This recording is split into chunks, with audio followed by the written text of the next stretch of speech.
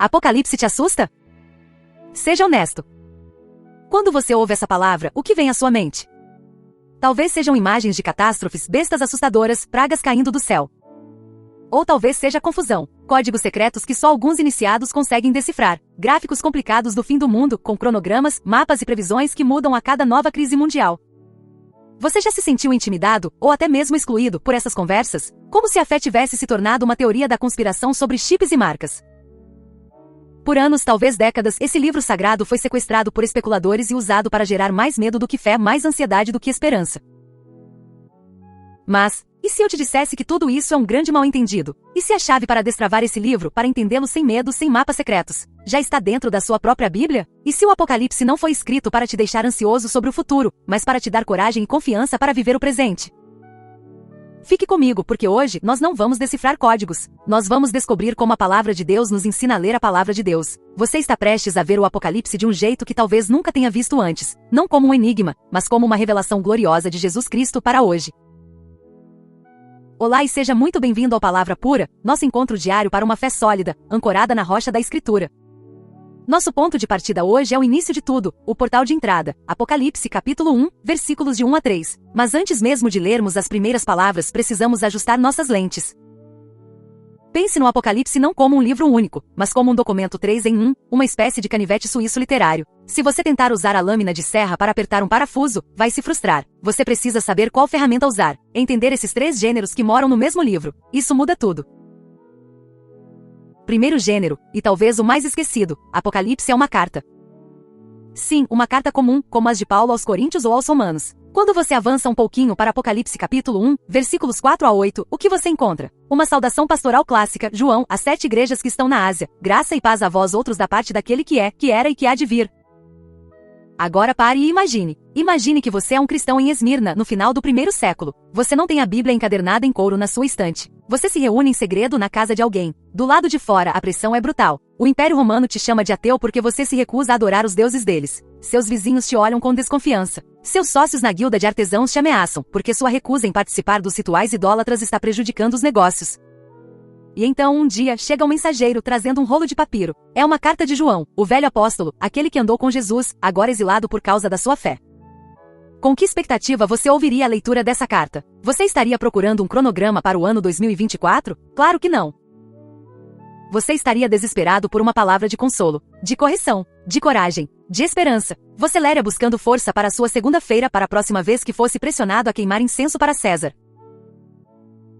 As 7 igrejas eram lugares reais, com pessoas reais, enfrentando problemas terrivelmente reais. E Jesus, por meio de João, está falando diretamente a elas. A primeira lente que precisamos colocar é essa. Estou lendo a correspondência de um pastor preocupado para o seu rebanho sofredor. Isso já desarma nosso coração da ânsia por especulação e o arma com a busca por aplicação pastoral, não acha?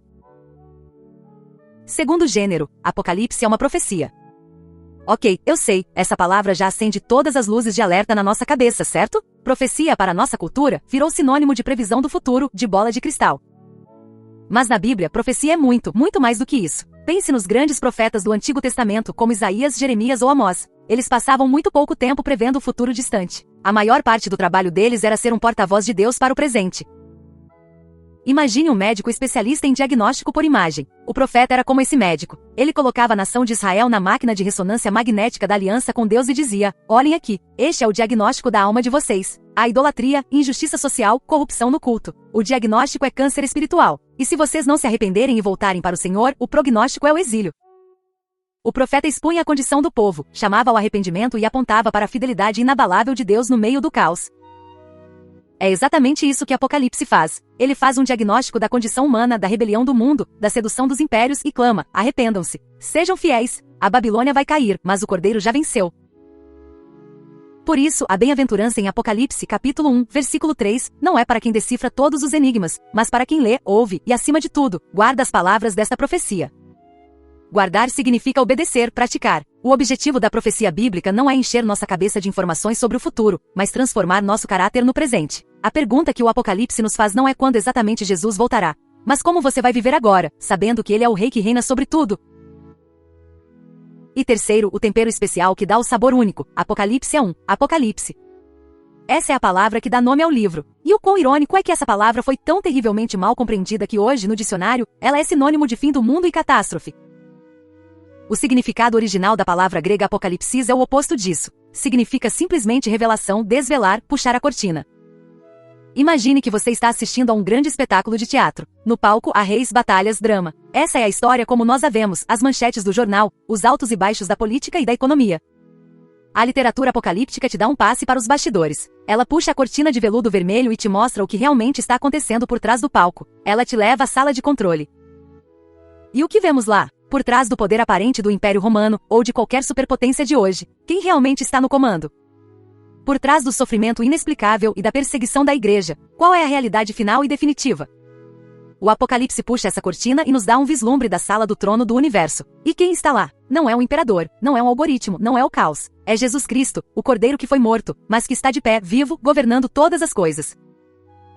Deus não está escondendo a verdade em símbolos malucos. Ele está usando um megafone de imagens simbólicas, tiradas do repertório do Antigo Testamento que seus primeiros ouvintes conheciam de cor, para revelar a verdade por trás da cortina. Ele reina. E isso, meu amigo, minha amiga, muda absolutamente tudo. Faz sentido até aqui? Uma carta pastoral, um chamado profético à fidelidade, e uma revelação dos bastidores da história. Não para assustar, mas para fortalecer.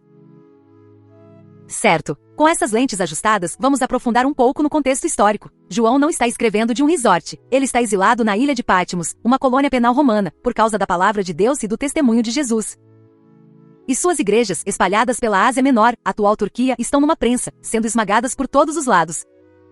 Imagine-se caminhando pelas ruas de mármore de Éfeso. Você passaria pela gigantesca biblioteca de Celso. Veria o imenso teatro. E dominando a paisagem, o templo de Ártemis, uma das 7 maravilhas do mundo antigo. Na praça do mercado estaria uma estátua do imperador Domiciano, que exigia ser chamado de Dominus e Deus, Senhor e Deus. Para conseguir uma licença comercial para participar da vida pública, esperava-se que você queimasse uma pitada de incenso diante dessa estátua, um pequeno gesto que dizia César é o Senhor. Mas para um cristão, esse pequeno gesto era uma negação de tudo, porque só existe um Senhor, e seu nome é Jesus. Dizer Jesus é o Senhor era, portanto, um ato de traição política.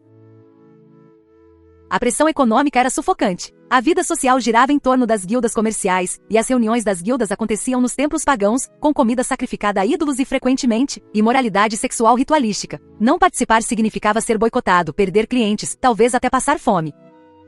É para essas pessoas, espremidas entre a perseguição e a sedução, que João escreve com uma urgência palpável. Quando ele diz em Apocalipse capítulo 1, versículo 1, que as coisas em breve devem acontecer, não é uma previsão de data. É um grito pastoral. A hora da decisão é agora. A pressão é real. O tempo é curto, o momento é decisivo, permaneçam firmes. Ok, a grande questão, se o livro usa tantos símbolos, como podemos entendê-los sem inventar coisas? A regra de ouro, o princípio fundamental, é este: a Escritura interpreta a Escritura. As imagens do Apocalipse não foram criadas do nada. Elas são como flores que desabrocham de sementes plantadas em todo o vasto jardim do Antigo Testamento. João esperava que seus leitores, imersos nessas histórias, reconhecessem as alusões imediatamente. Para nós, exige um pouco mais de trabalho, mas a recompensa é imensa. Vamos ver alguns exemplos-chave.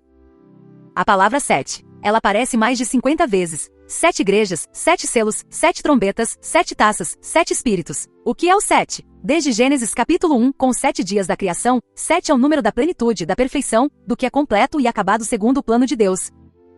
Então, quando Jesus anda entre os 7 candeeiros de ouro, em Apocalipse capítulo 1, versículo 20, não precisamos adivinhar. O próprio texto nos diz, os 7 candeeiros são as 7 igrejas. Ele está caminhando no meio da totalidade, da plenitude da sua igreja, em todos os lugares, em todas as épocas. Não é um número literal, é um símbolo poderoso da sua presença soberana e completa com seu povo. Agora, a imagem central do livro, o coração pulsante do Apocalipse, o Cordeiro.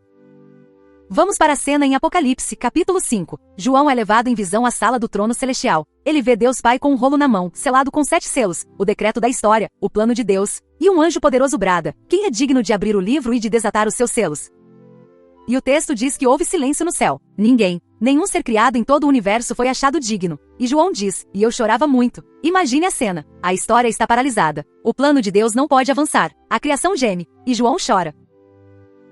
Então um dos anciãos diz a ele, não chores. Eis que o leão da tribo de Judá, a raiz de Davi, venceu para abrir o livro. O leão, a imagem do poder real messiânico conquistador. João se vira, esperando ver um leão majestoso. Mas o que ele vê? Vi, no meio do trono, um cordeiro como tendo sido morto. Este é o paradoxo mais chocante e glorioso de toda a Escritura. O leão que vence é o cordeiro que foi sacrificado. O poder de Deus se manifesta na fraqueza do amor sacrificial. Essa imagem nos lança de volta para Êxodo capítulo 12 para o cordeiro pascal, cujo sangue nas portas livrou o povo da escravidão. Nos lança para Isaías capítulo 53, o servo sofredor que foi levado como cordeiro ao matadouro. Jesus vence não apesar da sua cruz, mas por causa dela. Sua fraqueza aparente é o poder de Deus para a salvação. O herói do Apocalipse não é um super-herói musculoso. É um cordeiro ferido e ressurreto. E a famosa Babilônia? Quem é ela? É uma cidade específica no Iraque? Uma nação futura? Novamente, a Bíblia interpreta a Bíblia. A história da Babilônia começa em Gênesis capítulo 11 com a Torre de Babel. É o projeto humano de construir uma cidade e uma torre para chegar ao céu por suas próprias forças, para fazer um nome para nós mesmos. É a cidade do homem construída sobre o orgulho, a autossuficiência e a rebelião contra Deus. Ela reaparece ao longo da história. Foi o Império Babilônico que destruiu Jerusalém. No tempo de João, o rosto da Babilônia era claramente o Império Romano, com seu luxo, sua opressão, sua arrogância e sua idolatria. E hoje, a Babilônia ainda existe. Ela é o sistema do mundo que se opõe a Deus. Ela tem muitos rostos. É a Babilônia da cultura do consumo, que te diz que sua identidade está no que você tem. É a Babilônia do poder político que promete salvação e utopia sem Deus. É a Babilônia da indústria do entretenimento que seduz com prazeres vazios e te distrai do que realmente importa. Babilônia é qualquer sistema que exige sua lealdade total, sua adoração, em troca de segurança e prazer. E o chamado de Apocalipse capítulo 18, versículo 4, ecoa através dos séculos. Sai dela, povo meu, para não serdes cúmplices em seus pecados. E isso nos leva, finalmente, à polêmica marca na fronte e na mão. Por favor, antes de pensarmos em tecnologia, vamos respirar fundo e perguntar, onde mais na Bíblia lemos sobre algo na fronte e na mão? A resposta está no coração da fé judaica, Deuteronômio capítulo 6, versículos de 4 a 8. O famoso Shema Israel, ouve, ó Israel, o Senhor, nosso Deus, é o único Senhor. Amarás, pois, o Senhor, teu Deus, de todo o teu coração, de toda a tua alma e de toda a tua força. E logo em seguida Deus instrui, e estas palavras que hoje te ordeno estarão no teu coração. Também as atarás como sinal na tua mão, e te serão por frontal entre os teus olhos.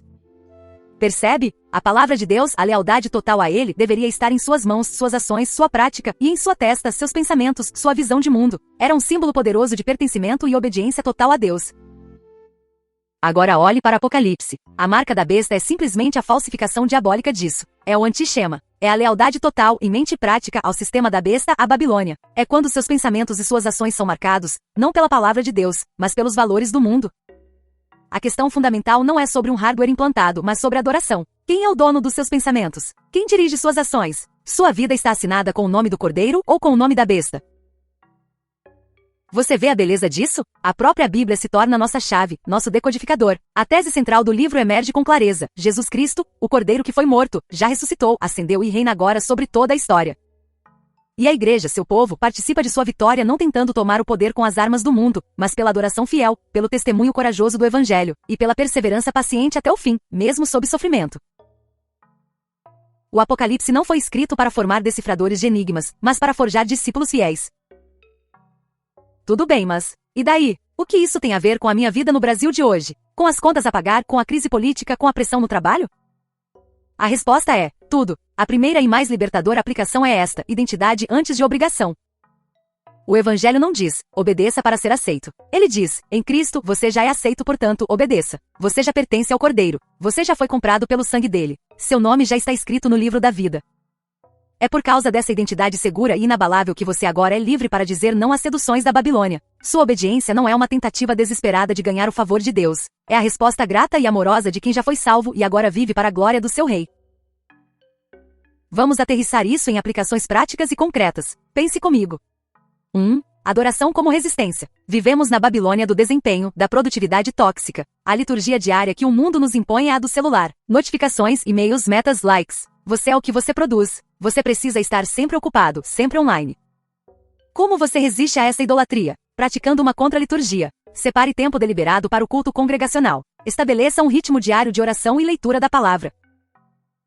Adorar é um ato de guerra espiritual. É declarar com seu tempo, seu bem mais precioso. Meu Senhor não é a minha caixa de entrada, meu chefe ou meu sucesso. Meu Senhor é o Cordeiro que está no trono. 2. Ética no trabalho. A Babilônia celebra os atalhos, as pequenas fraudes, o jeitinho para levar vantagem. A marca do Cordeiro se torna visível no mundo quando você, no seu ambiente de trabalho, escolhe a integridade, mesmo quando ninguém está vendo. Quando você se recusa a sonegar impostos, a mentir para um cliente, a participar de fofocas que destroem a reputação de um colega. Cada decisão honesta, por menor que pareça, é um ato de lealdade que diz: minha fronte pensa em Cristo, e minhas mãos praticam a justiça do seu reino. 3. Discernimento midiático. A Babilônia próspera no caos, no medo e na confusão. O algoritmo das redes sociais é programado para nos deixar indignados e ansiosos, porque isso gera engajamento. O chamado de Apocalipse é para a sobriedade. Não seja jogado de um lado para o outro por cada nova teoria da conspiração. Desenvolva um filtro mental. Antes de compartilhar, antes de acreditar, pergunte: isso glorifica a Cristo? Isso me leva à fidelidade, à esperança e ao amor, ou me deixa com medo, arrogante e desconfiado dos meus irmãos? Abrace o método bíblico. Cristo está no centro, a palavra interpreta a palavra. 4. Comunidade perseverante. Ninguém resiste à Babilônia sozinho. Uma das suas táticas mais eficazes é nos isolar, nos fazer sentir que somos os únicos lutando. A igreja local, a comunidade de fé, é o campo de treinamento para a resistência. É onde encorajamos o irmão cansado, visitamos a irmã doente, choramos com os que choram e carregamos os fardos uns dos outros. A perseverança cristã é um esporte de equipe. O Apocalipse foi escrito para as igrejas no plural. 5. Crie o hábito do texto. Não deixe este vídeo ser apenas mais uma informação. Transforme-o em prática. Proponha ao seu pequeno grupo ler o Apocalipse em voz alta, um capítulo por semana. Ouça a musicalidade, a força das imagens. Memorize as canções de adoração de Apocalipse, capítulos 4, 5 e 7. Deixe que digno é o Cordeiro se torne a trilha sonora da sua alma. Esta carta foi feita para ser ouvida, crida e, acima de tudo, guardada no coração e na vida. Então, aqui está a nossa pérola acionável de hoje, o desafio prático. Hoje à noite, antes de dormir, reserve 5 minutos. Leia em voz alta Apocalipse capítulo 1, versículo 3. Bem-aventurados aqueles que leem e aqueles que ouvem as palavras da profecia e guardam as coisas nela escritas, pois o tempo está próximo.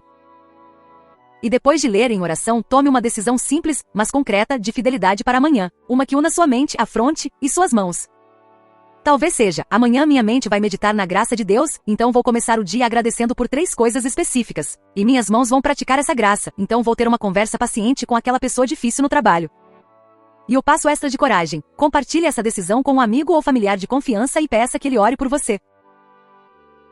Agora, para encerrar, vamos amarrar todos esses fios no Evangelho. A boa notícia não é apenas que temos um manual para viver. A boa notícia é que o herói desse manual, o Cordeiro, já fez tudo por nós. Ele venceu não nos dando um mapa, mas morrendo na cruz. Com seu sangue, ele nos comprou para Deus.